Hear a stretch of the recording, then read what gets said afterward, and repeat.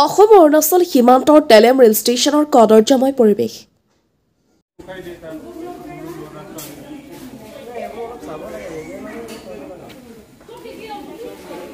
মোদী চৰকাৰৰ স্বচ্ছতা অভিযানৰ সম্পূৰ্ণ বিপৰীত ছবি।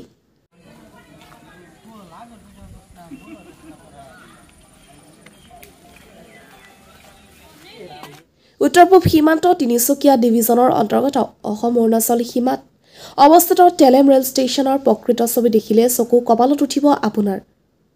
কিয়পিনে কেৱল কদৰ্যময় পৰিৱেশ, প্লেটফৰ্ম, টিকেট ঘৰ, শৌচাগাৰ সকলোতে কেৱল লেতেৰা আৱৰ্জনা, দুৰ্গন্ধময় পৰিৱেশ। য'তে ত'তে পৰি আছে চিপছ বিস্কুটৰ পেকেট, সমান্তৰালকৈ পৰি আছে গৰু ছাগলীৰ গোবৰ, পৰি আছে গছৰ পাত, লেতেৰা আৱৰ্জনা আদি। আশে পাশে ভৰি আছে হাবি জংঘলে। তদুপৰি এসময়ৰ সৌন্দৰ্যৰ প্ৰতীক এই টেলেম ৰেল ষ্টেচনত এতিয়া দেখিবলৈ পোৱা যায় তামোল, গুটকাৰ পিক, বিড়ি, চিগাৰেটৰ টুকুৰা, ধূলি মাকতি ইত্যাদি ইত্যাদি। খোৱাপানী, শৌচাগাৰ আদিৰ সঠিক ব্যৱস্থাৰ অভাৱত যাত্ৰীৰ বাবে ষ্টেচনখন একেবাৰে অনুপযোগী হৈ পৰিছে। অসম অৰুণাচল প্ৰদেশৰ দুয়োখন ৰাজ্যৰ যাত্ৰীয়ে যাতায়াত অব্যাহত ৰখা এইখন ব্যস্ততাপূৰ্ণ টেলেম ৰেল ষ্টেচনৰ কদৰ্যময় পৰিৱেশৰ ফলত সমস্যাত পৰে যাত্ৰীসকল। এই কদৰ্যময় লেতেৰা পৰিৱেশতে দৈনিক ৰেলৰ অপেক্ষাত ৰ'ব লগা হয় শ শ যাত্ৰী। কেতিয়াবা স্থানীয় অনুষ্ঠান, প্ৰতিষ্ঠান আৰু বিদ্যালয় ছাত্ৰ ছাত্ৰীয়ে চাফা অভিযান চলাই ষ্টেচনখন পৰিষ্কাৰ কৰাৰ চেষ্টা কৰে যদিও ইয়াৰ ফলত স্থায়ীভাৱে সুস্থিৰ পৰিৱেশ সৃষ্টি নহয়। মোদী চৰকাৰে ৰেল ষ্টেচনসমূহক সজাই পৰাই দেশৰ বিভিন্ন প্ৰান্তত অমৃত ভাৰত ৰেল ষ্টেচন ৰূপে নিৰ্মাণ কৰি থকাৰ সময়তে প্ৰায় 2 বছৰ ধৰি এনে পৰিৱেশত টেলেম ৰেল ষ্টেচন পৰি থকাৰ অভিযোগ কৰিছে স্থানীয় ৰাইজে। বিভাগীয় ৰেলৱে কৰ্তৃপক্ষৰ নিৰ্লিপ্ততাৰ ফলত যাত্ৰীয়ে অস্বাস্থ্যকৰ পৰিৱেশৰ মাজেদি যাতায়াত কৰিবলৈ বাধ্য হৈছে বুলি একাংশ যাত্ৰীয়ে অভিযোগ কৰিছে। অসম অৰুণাচল সীমান্তত অৱস্থিত এইখন টেলেম ৰেল ষ্টেচনত যাৱতীয় ব্যৱস্থা গ্ৰহণ কৰি অতি সোনকালে সুস্থিৰ পৰিৱেশ নিৰ্মাণ কৰিবলৈ ৰেলৱে কৰ্তৃপক্ষক দাবী জনাইছে স্থানীয় একাংশ ৰাইজ আৰু ৰেল যাত্ৰীসকলে।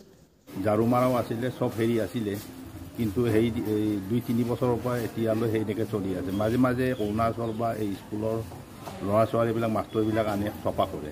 এতিয়া লেট্ৰিন আছে, বাথৰুম আছে, চব আছে। এইবিলাক চব পাতি কৰি তাৰমানে হেৰি হৈ আছে, লেতেৰা হৈ আছে। কোনো চফা মানুহ নাই। এতিয়া আপোনালোকে দেখিছে এইখন ভিতৰতে ছাগলী হাগি ৰাখিছে। এতিয়া জেগাবোৰ এনেকৈ চলি আছে, লেতেৰা হৈ আছে। সেইটোৰ কাৰণে আমিনো কি ক'ম আৰু, চৰকাৰে এতিয়া কি কৰিছে কি কৰা নাই এইটো আৰু চৰকাৰৰ ওপৰত নিৰ্ভৰ আৰু। স্বাস্থ্যৰ কাৰণেতো এইটো হ'বই। এতিয়া চৰকাৰে আপোনালোকৰ মিডিয়াৰ থ্ৰুদি এতিয়া চৰকাৰে সেইবিলাক দেখি পিনি ষ্টেচনবিলাক কেনেকৈ বেলেগ জেগাত কৰিছে সেইমতে তেলামুকো চাব বুলি আশা কৰিছোঁ আৰু।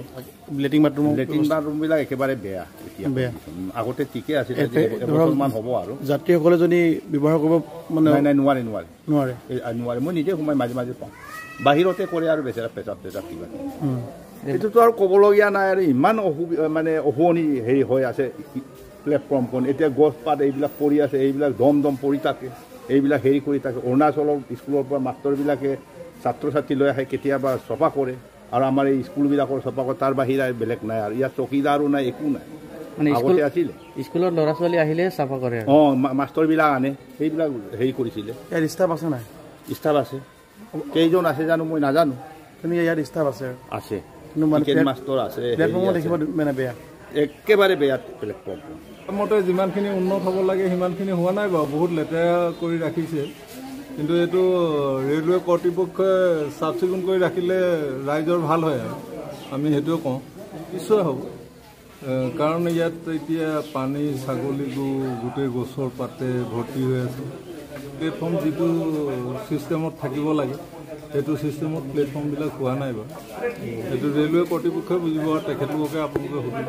হয়, পাব্লিকেও এইবিলাক চাব লাগে। অকল যে ৰেলৱে কৰ্তৃপক্ষই জগৰীয়া এইটো নহয়, কাৰণ আমাৰ পাব্লিকে যদি সচেতন নহয় তেতিয়া ষ্টেচনটো কেনেকৈ ভাল হৈ থাকিব।